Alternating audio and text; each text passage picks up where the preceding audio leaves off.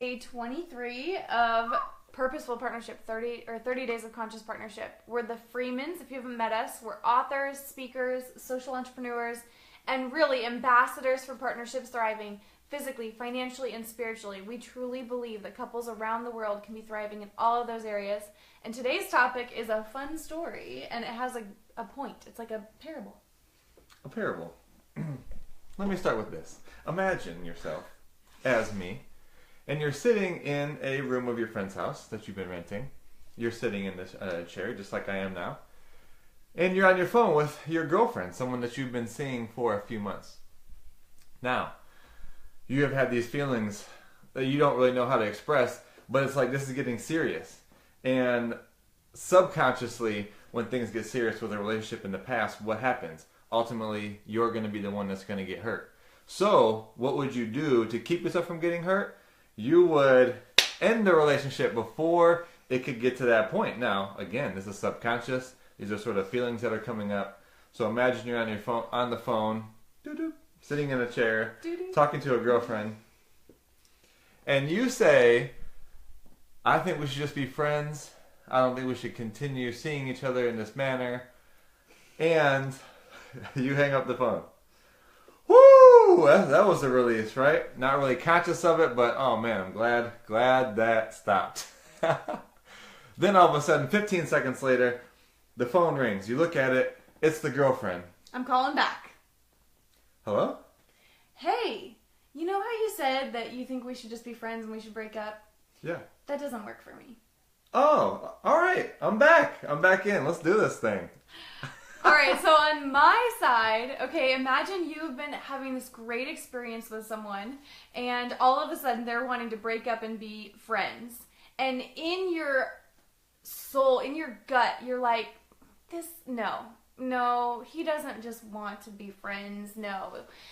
And that moment where my brain goes, I can either do the typical game I would play, right? We all have those games we play in dating, and it even sometimes carries into marriage. You know, playing that, well, then I'll just pretend I don't care, too. And then, play a game, right? But my brain saw I can either play a game, or I can be really bold and say what I really want to say, which was, I don't think you actually want to break up. I chose to do what was so scary. And I remember calling, my palms are sweating. I'm picking up the phone, I'm calling him to say this, and I'm like, you know what, it's almost like my identity is on the line because I have no idea what he's going to say. But you know what, I did not want to wonder. I did not want to wake up a year, 5 years, 10 years going, what if? Like, what if I had really said that? What I really wanted to say. So let's look at the takeaway. Maybe anytime you get broken up with, you're going to be like, no, that's not happening.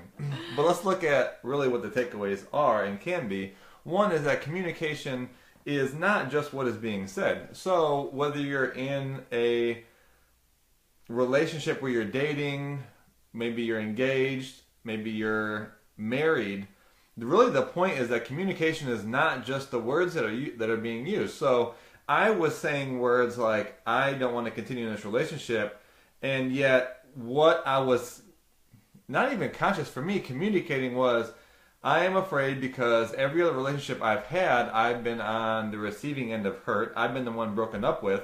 So the only thing that my ego knows what to do with to defend against feeling that way is to break this off earlier, right? So that's what I really wanted to communicate what was there, even though what my words were saying is, let's just be friends. Now, on Jocelyn's side, the point is to listen to what is underneath what is actually being said. That's where the communication really is. And a lot of us withhold our true feelings, thoughts, ideas, which we've talked about before.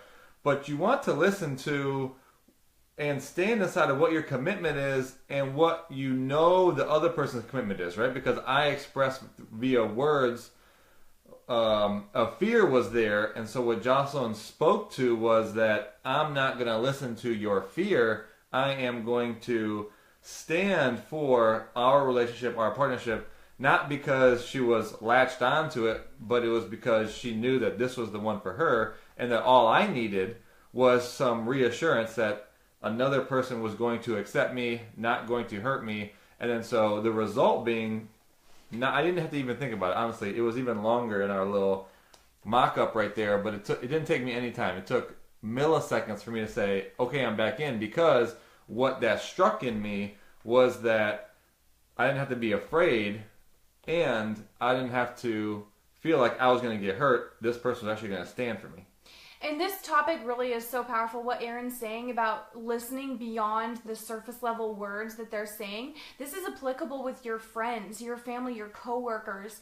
Where do we just listen to what someone says? If someone says, you upset me, we then react to what they're saying, but what they're really saying behind that was something hurt, that, they had an experience of being hurt. They actually heard certain words, interpreted a certain way from their past experiences, and made it mean something. So what if, instead of always pushing away people's communications and taking them personally, we actually said, wow, what you're saying, you're communicating something deeper for yourself. And what if we had the patience to really dive deeper with people in their communication as to what they're saying? If a family member says that they're upset about something, really diving deeper with them. So this example of our story, which we love sharing this because people are always like, wow, I can't believe you said, no, you're not going to break up with me. But the point of it, one of which Aaron mentioned about listening beyond their communication, the second aspect of it is standing for each other. To really stand for people, whether it's a partner, again, friends, family. This is relative? I'm trying to think of the word. I can't think of the word right now. My brain just lost it. But this can be applied to all relationships, right? So it's, where can you stand for people beyond their fears? That is not an easy thing to do. And you have to take the personal out of it. What people share is not directed at you. It is expressing something that they're feeling within. And as simple as that sounds, it's difficult to get at first, because we walk around trying to protect ourselves and to survive. And when we get to a place of we're more interested in what other people's experience of life is, and you listen from that place, we don't even do this all the time. I mean, it's just a game. It's something to come from, and it really is. It's actually selfish for us to think that other people are so concerned about us, because they're not. I'm not walking around thinking about what someone else is thinking, doing. No one else is walking around. You are not on here thinking about, oh man, I wonder what Aaron, blah, blah, blah. No, you're listening for yourself. And we all do that because we're living our own life and experience. But it doesn't land up here like that for us. When we can actually get that people are wanting to develop and grow themselves, and then what they express through words is trying to have others understand them and experience how life is for them. And so it is not personal to us. Mm-hmm. It's just powerful. So that's the invitation from today's story, right? Where can you listen deeper as to what someone's communicating, and where can you stand for someone's greatness and not their fear? Even example, for your friend may be saying, I'm about to quit my business. Where can you stand for them and go, you know what? It sounds like you're actually bumping up against your fear. You don't actually want to quit. So that's the invitation today. We're the Freemans. If you are not already connected to us, connect on our social media channels, your favorite, Facebook, Instagram, Twitter. We love to connect with you all, and we have some exciting announcements and new launches coming soon. So we will talk to you all soon. Bye.